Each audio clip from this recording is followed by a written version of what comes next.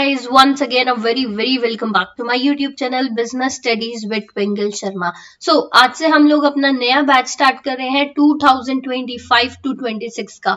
यहाँ पे हम लोग पूरे क्लास 12th की बिजनेस स्टडीज की बात करेंगे। आपको पता है कि इस बार का जो बिजनेस का पेपर था ना, थोड़ा सा डिफिकल्ट था।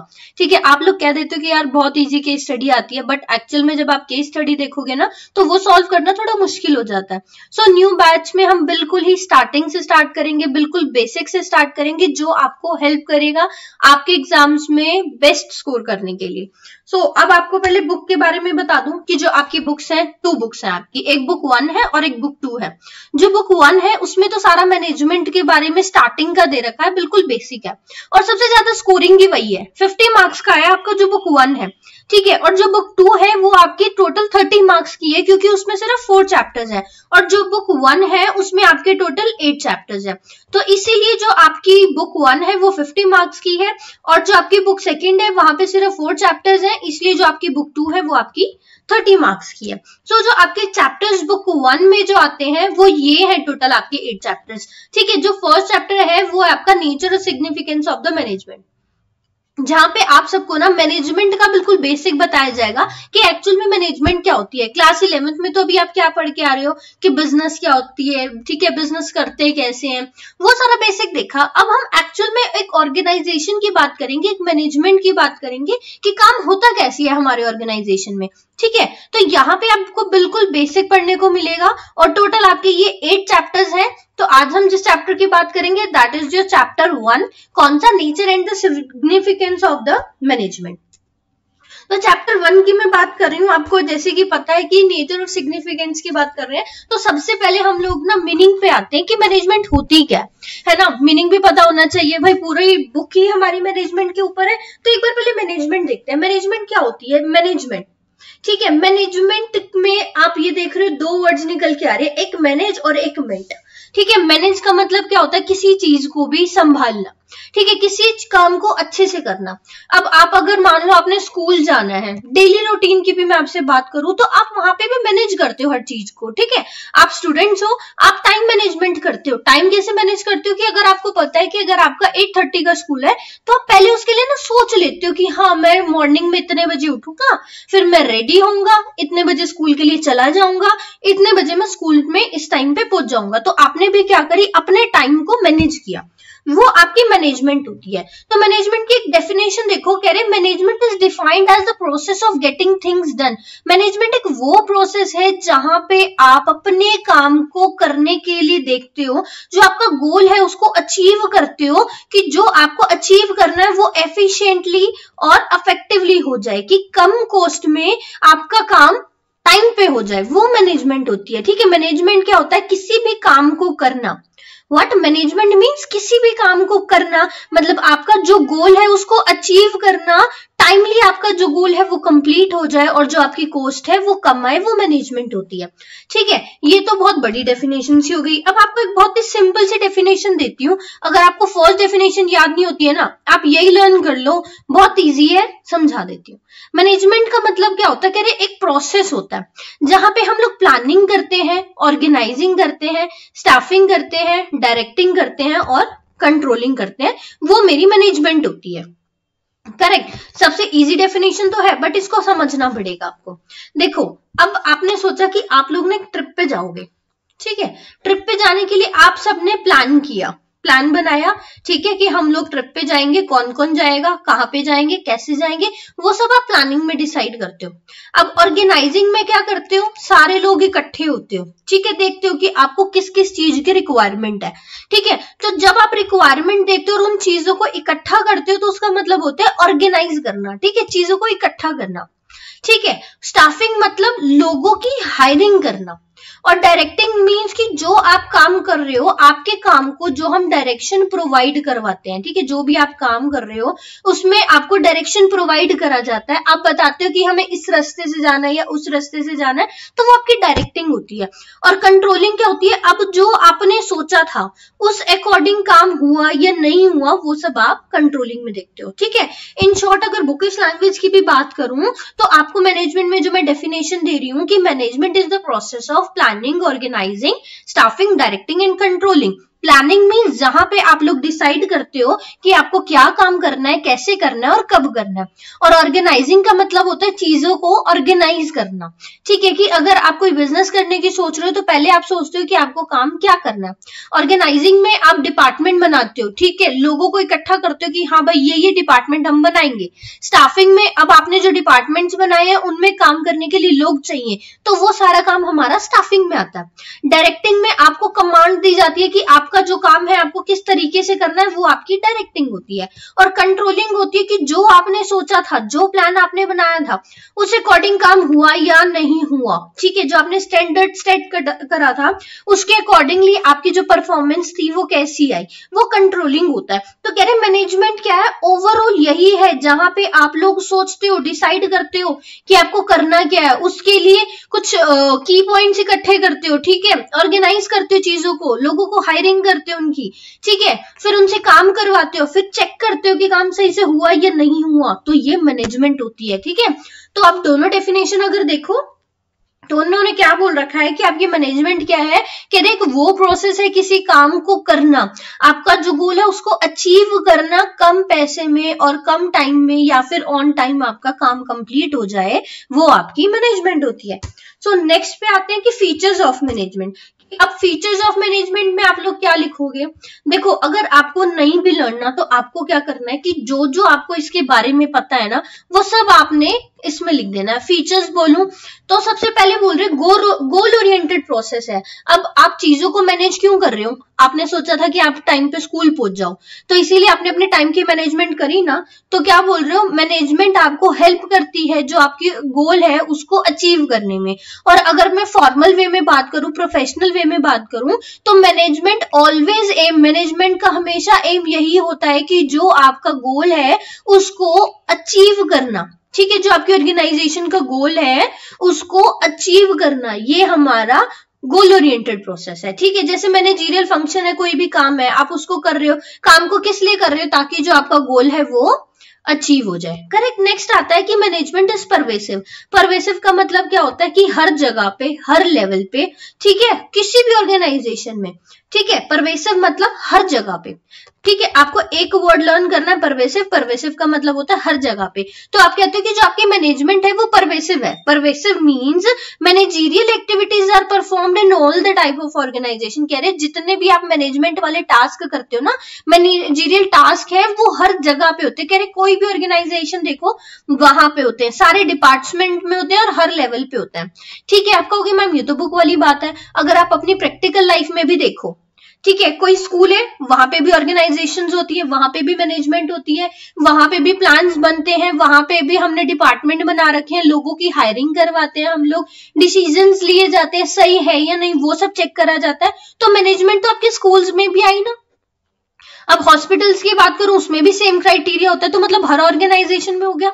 हर डिपार्टमेंट में हम बात करते हैं, चाहे आपका परचेज डिपार्टमेंट है, चाहे आपका सेल्स डिपार्टमेंट है, हर जगह हमें हर चीज को मैनेज करना ही पड़ता है, हर लेवल पे। मतलब चाहे आप हाई लेवल की बात करो, जो टॉप लेवल मैनेजमेंट होती है, आपकी जो मैनेजमेंट है, ठीक है, जो आपके सीईओ हैं, आपके चेयरमैन हैं, वहां पे भी मैनेजमेंट होती है, वो भी प्लान्स बनाते हैं कि काम को करना कैसे है, ठीक है, जो गोल है उसको अचीव कैसे करना है, वो टॉप लेवल पे करती है। जो लोअर लेवल पे जो मैनेजर्स होते हैं वो भी देखते हैं कि गोल को अचीव करना कैसे, वहां पे भी मैनेजमेंट आती है। और लोअर लेवल वाले होते हैं वो कहते हैं भाई हमें काम करना है, टाइमली काम कंप्लीट करके देना है, वो कैसे करेंगे, हमारी वहां पे भी मैनेजमेंट आ जाती है। करेक्ट। तो दो फीचर्स हो गए कि पहला बोलते हो कि जो आपकी मैनेजमेंट है वो गोल ओरिएंटेड है, ठीक है, जो आपको हेल्प करती है आपके गोल को अचीव करने में।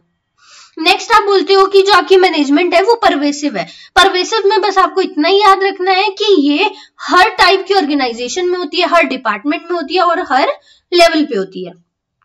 नेक्स्ट आपका आता है कि जो आपकी मैनेजमेंट है ना मल्टी डायमेंशन है, कि जरूरी नहीं है सिर्फ स्कूल में ही है, ठीक है, स्कूल में या जो लोग काम करते हैं सिर्फ उनके लिए ही है, या फिर जो लोग हैं उनके लिए मैनेजमेंट है, या फिर ऑपरेशनल है। आप कहते हो कि जो आपकी मैनेजमेंट है वो मल्टी डायमेंशन है, it means it you are saying it is at the every level.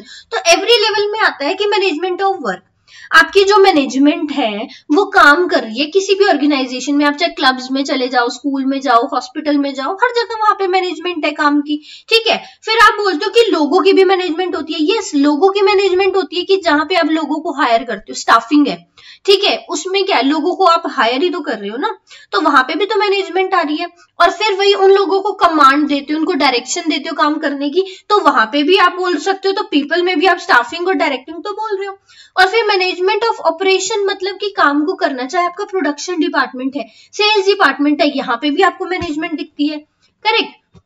आपने बोला management of work, all the organizations are set up, जितनी भी ऑर्गेनाइजेशन है वो हमने सेट कर रखी है टू परफॉर्म सम टास्क और गोल, की मतलब उनको काम दिया, उनको उस काम को करना है। मैनेजमेंट का एम ही यही होता है, अचीव करना अपने गोल को, अपने टास्क को। Management sure that work is accomplished efficiently and effectively, कह रहे हैं कि मैनेजमेंट है वो काम इस तरीके से करवाना चाहती है कि जो भी वो काम कर रहे हैं उसकी जो कॉस्ट है वो कम आनी चाहिए और टाइमली आपका काम कंप्लीट होना चाहिए। फिर लोगों की बात कर रहे हो कि मैनेजमेंट है वो हमारे पीपल में भी है। क्यों कह रहे हैं, हम लोग क्या करते हैं, एम्प्लॉयज का ध्यान रखते हैं, इंडिविजुअल लेवल पे उसका ध्यान रखते हैं, वर्किंग एनवायरनमेंट अच्छा प्रोवाइड करते हैं, सैलरी टाइमली प्रोवाइड करते हैं, taking care of the group of people, जो ग्रुप्स में भी लोग हैं उनकी भी हम हेल्प करते हैं। ऑपरेशनल लेवल में बोला तो ऑपरेशनल एक्टिविटीज हो गई आपकी, जैसे प्रोडक्शन हो गया कि आप रॉ मटेरियल परचेज कर रहे हो, या फिर जो आपका रॉ मटेरियल है उसको फिनिश गुड में या सेमी गुड्स में प्रिपेयर कर रहे हो, तो वो भी आपका, वहां पे भी आपकी मैनेजमेंट लगती है, ठीक है। अगर आपको कुछ बाहर से बाय करना है, आप रॉ मटेरियल बाय कर रहे हो, तो भाई वहां पे भी मैनेजमेंट आती है। चाहे आप अपना कोई गुड प्रोड्यूस कर रहे हो तो वहां पे भी मैनेजमेंट है, हर जगह पे मैनेजमेंट है। तो हमारा नेक्स्ट जो फीचर आता है, आप बोलते हो कॉन्टिन्यूअस प्रोसेस है, जो मैनेजमेंट है ना वो चलती रहती है, ठीक है, कभी भी मैनेजमेंट रुकेगी नहीं। आपने प्लान बनाया, ठीक है, कि हाँ मेरे को ना अच्छे मार्क्स लाने हैं, तो आपने प्लान बना लिया कि मेरे को 100 में से 80 मार्क्स स्कोर करने हैं। अब 80 मार्क्स स्कोर करने, ये आपका प्लान था। ऑर्गेनाइजिंग करी आपने उस प्लान के ऊपर। ऑर्गेनाइजिंग मतलब आपने बुक्स निकाली कि हाँ मेरे को इस बुक से पढ़ना है, कितना पढ़ना है, कैसे पढ़ना है। फिर स्टाफिंग करी, मतलब कि ग्रुप स्टडी कर रहे हो या फिर किसी टीचर से स्टडी कर रहे हो, वहां पे आपने स्टाफिंग करी। फिर डायरेक्टिंग हुई कि आपको वहां पे डायरेक्शन प्रोवाइड करी कि आपको काम कैसे करना है, किस डायरेक्शन में काम करना है। फिर कंट्रोलिंग होती है कि जितना एक जहां पे आपने काम कर लिया, ठीक है, आपने स्कोर कर लिया, जैसे आपके आए 75 मार्क्स आए 80 में से आपका जो टेस्ट था, ठीक है, तो फिर आपने देखा कि यार मैंने तो 80 सोचा था ना, 80 में से मेरे 75 मार्क्स आ गए, ठीक है, 80 में से मेरे 75 मार्क्स आ गए। जो 5 मार्क्स का डिफरेंस, जो आपका गैप आता है, उसके बारे में जो आप स्टडी करते हो वो आप कंट्रोलिंग में करते हो, तो दोबारा आप उसके लिए प्लान बनाओगे, ठीक है, दोबारा से उस पर काम करोगे। तो इट मीन जो आपकी मैनेजमेंट है वो कॉन्टिन्यूअस है, वो चलती ही रहती है, नेवर एंडिंग प्रोसेस है। तो मैनेजमेंट को आपने क्या बोला, it is a continuous and the never ending process. जितने भी फंक्शन है मैनेजमेंट के वो हमारे चलते ही रहते हैं, वो कभी रुकते ही नहीं है। नेक्स्ट बोलते हैं आपकी ग्रुप एक्टिविटी है। अकेला पर्सन कभी भी कोई काम नहीं कर सकता, ठीक है। मैनेजमेंट की बात आती है तो वहां पे ग्रुप होता है जहां पे लोग सारे मिलकर काम करते हैं, ठीक है। Management always refers to the group of people, यहाँ पे लोग ग्रुप में काम करते हैं, इन्वॉल्व होते हैं मैनेजरियल एक्टिविटीज में। अब कह रहे हो कि डायनामिक फंक्शन है जो मैनेजमेंट है ना, ठीक है, जो इसका जो काम होता है वो चेंज होता रहता है अकॉर्डिंग टू योर गोल। कि अगर आपने अभी मार्क्स की बात करी ऊपर कि मेरे को इतने मार्क्स चाहिए, अब नेक्स्ट टाइम आपने अपना प्लान बना लिया कि भाई मेरे को सुबह 7:30 बजे उठना है, तो वो तो आपका प्लान है। अब उस प्लान को अचीव करने के लिए सेम स्ट्रेटेजी तो यूज करोगे नहीं, तो आप अपनी मैनेजमेंट को क्या करते रहते हो, चेंज करते रहते हो अकॉर्डिंग टू द इन्वायरमेंट या फिर जो आपका ऑब्जेक्टिव होता है उसके अकॉर्डिंगली। फिर आप कहते हो कि इनटेंजिबल फोर्स है। इनटेंजिबल का मतलब क्या होता है, जिसको आप टच नहीं कर सकते। मैनेजमेंट का फंक्शन है वो कह रहे हैं आपको फिजिकली दिखता नहीं है, ठीक है, आप मैनेजमेंट को टच नहीं कर सकते। चेयरमैन को हाथ लगा के ये नहीं कहोगे कि ये तो मैनेजमेंट है, नहीं। अगर मान लो आप किसी पार्टी में गए, ठीक है, वहां पे हर चीज वेल सेटल्ड थी, टाइमली आपको सब कुछ मिल रहा था, बहुत अच्छे ऑर्गेनाइज्ड मैनर में था, तो आप वहां पे कहते हो ना कि यहाँ की मैनेजमेंट अच्छी हुई हुई है। इट मींस आपने उस चीज को फील किया, आपने उस चीज को टच नहीं करा। तो कह रहे जो मैनेजमेंट फोर्स है आपका वो इनटेंजिबल है, जो आप फील कर सकते हो बट आप उसको टच नहीं कर सकते हो, करेक्ट। नेक्स्ट आता है ऑब्जेक्टिव ऑफ मैनेजमेंट। ऑब्जेक्टिव मतलब यार हम इतनी मैनेजमेंट कर रहे हैं तो क्या रीजन है, हमें क्यों मैनेजमेंट के बारे में पढ़ना है।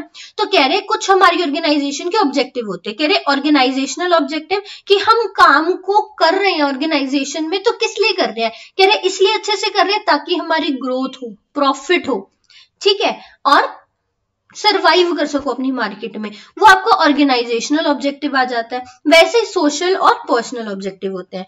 तो अब देख लेते हैं एक बार ऑर्गेनाइजेशनल ऑब्जेक्टिव कि आपकी ऑर्गेनाइजेशन का ऑब्जेक्टिव क्या है, आप मैनेजमेंट की स्टडी क्यों कर रहे हो। कह रहे हैं हम मैनेजमेंट के बारे में इतना इसलिए पढ़ रहे हैं ताकि हम लोग सरवाइव कर सके मार्केट में, हमें प्रॉफिट हो और हमारी ग्रोथ हो। जब आपका सारा काम अच्छे से होगा, इट मीन्स मैनेजमेंट अच्छी है, ठीक है, आपने अच्छे से चीजों को मेंटेन कर रखा है, मैनेज कर रखा है, तो वो तो मैनेजमेंट हुई, ठीक है। तो कह रहे it is assumed that profit maximization, कह रहे हम लोग पहले तो ये सोचते हैं कि प्रॉफिट मैक्सिमाइज करना मतलब ज्यादा से ज्यादा प्रॉफिट अर्न करना ही एक ऑर्गेनाइजेशन का गोल होता है, ऑब्जेक्टिव होता है, बट नहीं, हमारी हर ऑर्गेनाइजेशन के 3 मेन ऑब्जेक्टिव होते हैं। जो पहला होता है वो सर्वाइवल होता है। सर्वाइवल मतलब the basic purpose of every organization, हर एक ऑर्गेनाइजेशन का पर्पस होता है कि वो मार्केट में लॉन्ग टर्म के लिए चले, ठीक है, जो कॉम्पिटेटिव मार्केट है वहां पे स्टैंड कर सके। प्रॉफिट तो अर्न करना ही करना है, क्यों, क्योंकि अगर प्रॉफिट अर्न नहीं होगा तो आप लोग काम कैसे करोगे, करेक्ट। तो आप क्या बोलते हो कि earning adequate amount of profit, profit is the essential for survival in the growth of the company. आपकी कंपनी तभी सर्वाइव कर पाएगी, तभी ग्रो करेगी ना जब आपको प्रॉफिट होगा। तो प्रॉफिट तो आपका ऑब्जेक्टिव है ही है, बट उसके साथ 2 ऑब्जेक्टिव और बोले आपने। फर्स्ट बोला आपने कि सर्वाइवल के लिए और सेकंड बोला ग्रोथ के लिए। अब ग्रोथ बोल रहे हो तो कह रहे business not grow and expand there activity. जो ग्रोथ है आपकी उसका मतलब यही नहीं अपना बिजनेस बढ़ाते जाओ। कह रहे ग्रोथ का मतलब होता है जब आप देखते हो कि सेल कितनी हो रही है, कितनी ब्रांचेस आपकी हैं, कितने आप प्रोडक्ट प्रोड्यूस करते हो, तो वहां से ग्रोथ पता चलती है कि पहले आप 100 प्रोडक्ट प्रोड्यूस करते थे दिन में, अब आप 200 प्रोडक्ट प्रोड्यूस कर रहे हो क्योंकि आपकी सेल अच्छी हो रही है। तो सेल अच्छी हो रही है तभी तो आपको पता चल रहा है ना कि ग्रोथ हो रही है, ठीक है। अगर पहले आपकी एक ब्रांच थी, अब आपने 2-3 ब्रांच खोली है, तब जाके आपको पता चलता है कि हमारी ऑर्गेनाइजेशन की ग्रोथ है, ठीक है। नेक्स्ट आता है सोशल ऑब्जेक्टिव। सोशल ऑब्जेक्टिव मतलब जहां पे हम अपनी सोसाइटी के टूवर्ड्स बात करते हैं कि जो मैनेजमेंट है उसका सोशल ऑब्जेक्टिव भी होता है। कह रहे क्या, social objective of organization deal with the commitment of organization toward the society, कि कोई भी ऑर्गेनाइजेशन बनती है तो उसका भी कुछ फर्ज बनता है अपनी सोसाइटी के टूवर्ड्स। तो मैनेजमेंट का, ऑर्गेनाइजेशन का सोसाइटी के टूवर्ड ऑब्जेक्टिव जो होता है वो होता है कि आप अच्छी क्वालिटी का प्रोडक्ट प्रोवाइड करो, ठीक है, और रीजनेबल प्राइस पे प्रोवाइड करो। पहला सोशल ऑब्जेक्टिव क्या है कि जो भी आप आप प्रोडक्ट प्रोवाइड कर रहे हो तो उसकी क्वालिटी अच्छी होनी चाहिए और रीजनेबल प्राइस पे होना चाहिए। कह रहे हैं फिर generation of the employment opportunity, कि अगर आपने कोई ऑर्गेनाइजेशन सेटअप करी है तो वहां पे आपको अपने एम्प्लॉयज की हायरिंग करनी है, जिससे क्या होगा, हमारे यहाँ पे एम्प्लॉयमेंट इंक्रीज होगी। और कह रहे हैं कि जो आपकी ऑर्गेनाइजेशन है, जिनको आपने अपने पास रख रखा है, उनको आपको एजुकेशन का ध्यान देना पड़ेगा, मतलब टाइमली उनको ट्रेनिंग प्रोवाइड करना और कुछ हेल्थ से रिलेटेड भी समथिंग लाइक इंश्योरेंस वगैरह प्रोवाइड करना। तो ये भी हमारी ऑर्गेनाइजेशन का ऑब्जेक्टिव होता है।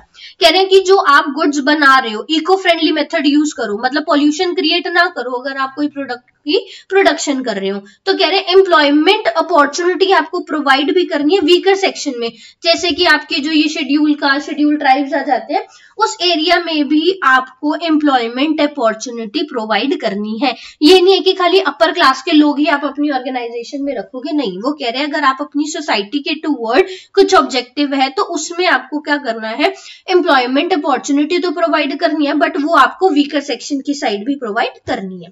नेक्स्ट आता है पर्सनल ऑब्जेक्टिव। पर्सनल ऑब्जेक्टिव क्या होता है, कह रहे ऑर्गेनाइजेशन का मैं ऑब्जेक्टिव बात कर रही हूँ, इंडिविजुअल लेवल पे अगर आपकी ऑर्गेनाइजेशन में एम्प्लॉयज काम करते हैं तो उनके भी आपको फुलफिल करनी है नीड्स। कहते हैं कि आपको अपने एम्प्लॉय को कॉम्पिटिटिव सैलरी देनी चाहिए, मतलब जो आपका कॉम्पिटिटर है जितनी सैलरी वो प्रोवाइड कर रहे हैं एम्प्लॉयज को, आपको भी उतनी ही सैलरी प्रोवाइड करनी है, but according to their knowledge and skills. Next वो कहते हैं कि आपको उनको प्रमोट भी करना है, उनको ट्रेनिंग प्रोवाइड करनी है, पर्सनल ग्रोथ के लिए उनको ट्रेनिंग प्रोवाइड करो, करेक्ट। नेक्स्ट वो कहते हैं कि अच्छी हेल्दी वर्किंग कंडीशंस प्रोवाइड करनी चाहिए आपको एम्प्लॉय को, ताकि वो जो काम है वो इजीली और अच्छे तरीके से कर सके। नेक्स्ट आता है आपका फंक्शन ऑफ मैनेजमेंट, कि मैनेजमेंट का काम क्या होता है। ठीक है, जो आपने देखो फर्स्ट स्लाइड में पढ़ा था ना, ये देखो फर्स्ट स्लाइड में आपने जब पढ़ा था कि जो आपकी मैनेजमेंट है उसका काम क्या होता है, planning, organizing, staffing, directing and controlling. और वही सेम चीज आप अब देख रहे हो यहाँ पे आपके फंक्शंस में। ठीक है, अब मैं आपको एक और चीज बता दूं, चाहे आप मैनेजमेंट का फंक्शन बोलो चाहे आप बोलो प्रोसेस। ठीक है, मैनेजमेंट का प्रोसेस और उसका जो फंक्शंस है वो दोनों सेम होते हैं। ठीक है, अगर आपके पास क्वेश्चन में फंक्शन आए या प्रोसेस आए तो आपको क्या करना है, यही सेम लिखना है। तो मैनेजमेंट का फंक्शन पहला क्या होता है, प्लानिंग करना। ठीक है, सेकंड फंक्शन होता है ऑर्गेनाइजिंग, थर्ड होता है स्टाफिंग, फोर्थ होता है directing and last one is controlling. Correct. तो मैनेजमेंट के अगर फंक्शंस की बात करें तो मैनेजमेंट के जो आपके 5 फंक्शंस होते हैं वो होता है planning, organizing, staffing, directing and controlling. तो प्रोसेस की बात कर ले या फंक्शन की बात कर ले, तो प्लानिंग की अब आपको एक एग्जैक्ट डेफिनेशन दे देती हूँ, बहुत इजी सी, जहां पे आप बोलते हो planning means deciding in advance what to do, how to do and by whom it to be done. कह रहे प्लानिंग का मतलब हम पहले से ही डिसाइड कर लेते हैं कि मुझे क्या करना है, कैसे करना है, कब करना है, वो मेरी प्लानिंग होती है। ठीक है, planning means deciding in advance, वही चीज बोली ना कि हम पहले से ही डिसाइड कर लेते हैं कि मुझे क्या करना है, कैसे करना है और मेरे काम को कौन करेगा। नेक्स्ट कह रहे हो कि planning is always that first function performed by every manager. कह रहे हो जो प्लानिंग है ना वो हमारी मैनेजमेंट का फर्स्ट फंक्शन होता है और हर मैनेजर उस काम को करता है। प्लानिंग क्या करती है, जो आपका गैप होता है ना उसको कंप्लीट करती है। Planning bridge the gap between where we stand, कि कहां हम खड़े और कहां हम जाना चाहते हैं। नेक्स्ट आता है ऑर्गेनाइजिंग। आपने डिसाइड करा था जो भी आपने प्लान किया था, उसके बाद after setting up of the plan जो मैनेजर का नेक्स्ट काम क्या होता है, अब चीजों को इकट्ठा करना। ऑर्गेनाइजिंग द एक्टिविटीज, जो भी चीजें हैं उनको इकट्ठा करना and establish an organization structure, और उसी के अकॉर्डिंग जो प्लान आपने बनाया उसी के अकॉर्डिंग अब आप ऑर्गेनाइजेशन में कुछ स्ट्रक्चर बनाते हो। लाइक कि ना आपके ऑर्गेनाइजेशन में ना 2 तरह के स्ट्रक्चर होते हैं, एक होता है डिविजनल स्ट्रक्चर और एक होता है फंक्शनल स्ट्रक्चर। जहां पे अगर आपका प्रोडक्ट एक है तो उसमें आप अलग अलग डिपार्टमेंट्स बना देते हो, और अगर आपके डिफरेंट प्रोडक्ट्स है तो उसके लिए अलग अलग और डिपार्टमेंट्स बना देते हो। ठीक है, तो अकॉर्डिंग टू योर प्लान आपका जो मैनेजर क्या होता है, जो भी आप प्लान डिसाइड करते हो उसकी अकॉर्डिंगली ही आपका जो मैनेजर होता है ऑर्गेनाइजेशन का स्ट्रक्चर डिसाइड करता है। करेक्ट। जो नेक्स्ट आपका प्रोसेस में आता है, फर्स्ट हो गया प्लानिंग, नेक्स्ट हो गया ऑर्गेनाइजिंग, थर्ड जो है आपका स्टाफिंग। ठीक है, जब आपके मैनेजर ने स्ट्रक्चर बना लिया तो वहां पे काम करने के लिए लोग चाहिए। ठीक है, अब लोग कहां से आते हैं, रिक्रूटमेंट से। रिक्रूटमेंट का मतलब क्या होता है, जहां हम सोचते हैं कि अब एम्प्लॉय को मेरे को ऑर्गेनाइजेशन में लेके आना है तो मैं एम्प्लॉय को कैसे लाऊं, इंटरनल रिक्रूटमेंट करूं या फिर एक्सटर्नल, मतलब कि एम्प्लॉयज बाहर से हायर करूं या इंटरनली चल जाएंगे। ठीक है, फिर उनका सिलेक्शन करते हो, उनका सीवी वगैरह चेक करते हो, फिर उनको अपॉइंट करते हो। अपॉइंट करने के बाद उनकी ड्यूटीज उनको देखते हो कि उनको काम क्या करना है, और फिर उनके रिलेशंस मतलब ओरिएंटेशन, प्लेसमेंट वगैरह आप करवाते हो। और उसके बाद क्या होता है, आप अपने एम्प्लॉय को ट्रेनिंग प्रोवाइड करते हो, फिर उसको प्रमोशन देते हो, इंसेंटिव वगैरह प्रोवाइड करते हो। तो ये सारा काम आपका स्टाफिंग में आ जाता है। नेक्स्ट जो आपकी मैनेजमेंट का फंक्शन होता है वो होता है डायरेक्टिंग।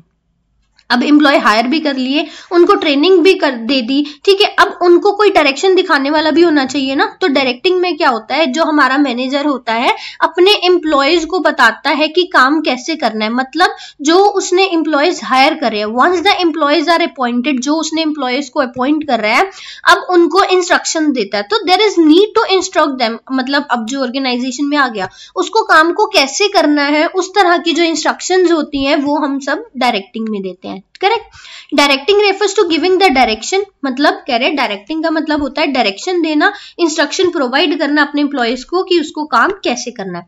नेक्स्ट आता है कंट्रोलिंग। कंट्रोलिंग मतलब manager try to match the actual performance, जो उसने यहाँ पे प्लानिंग में सोचा था ना कि उसको काम कैसे करना है, करेक्ट, कि क्या काम करना है, कैसे काम करना है। अगर मान लो प्रोडक्शन डिपार्टमेंट है, उन्होंने सोचा था कि मेरे को 100 प्रोडक्ट बनाने हैं, अब उसी के अकॉर्डिंग आपने ऑर्गेनाइज करी चीजें, ठीक है, लोगों को हायर करा, उनको इंस्ट्रक्शंस दी काम ऐसे करना है, तो उसके बाद अब यहाँ पे क्या है, जो आपने एक्चुअल परफॉर्मेंस दी, मतलब लाइक आपने 80 जो प्रोडक्ट थे वो प्रोड्यूस कर दिए, correct, with the planned performance. आपने कितना सोचा कि आपको कितने प्रोडक्ट प्रोड्यूस करने हैं, 100 प्रोड्यूस करने हैं, आपने कितने प्रोडक्ट प्रोड्यूस करे, 80 प्रोड्यूस करे। तो यहाँ ये आप किसमें देख रहे हो, कंट्रोलिंग में, कि कितना आपने स्टैंडर्ड सेट करा था और आपने काम कितना करा। Manager try to match the actual performance, यहाँ पे मैनेजर क्या करता है, आपकी एक्चुअल परफॉर्मेंस मैच करता है विद द प्लान्ड परफॉर्मेंस जो आपने सोचा था। और अगर मान लो कह रहे हैं कि अगर आपका जो स्टैंडर्ड सेट करा था मैच नहीं होता, अब आपने देख लिया यहाँ तो 80 आ रहा है, आपने 80 प्रोडक्ट प्रोड्यूस करे बट आपको तो 100 करने थे, तो अब अगर आपका डिफरेंस आता है तो मैनेजर ट्राई करता है देखने के लिए कि क्या ऐसा इशू आया बीच में कि जो 20 हमारे प्रोडक्ट से वो प्रोड्यूस नहीं हुए। उसके लिए आपका मैनेजर कुछ करेक्टिव मेजर्स लेता है, और जो वो मेजर्स लेता है वो कंट्रोलिंग में होता है। मतलब कंट्रोलिंग आपकी क्या करती है कि जहां पे हम लोग मैच करते हैं हमारी एक्चुअल परफॉर्मेंस को विद द स्टैंडर्ड परफॉर्मेंस, और अगर हमारा रिजल्ट सेम नहीं आता तो हम कुछ कंक्लूजन निकालते हैं, कुछ करेक्टिव मेजर्स लेके आते हैं, जिससे जो हमारी परफॉर्मेंस होती है वो इंप्रूव हो जाती है।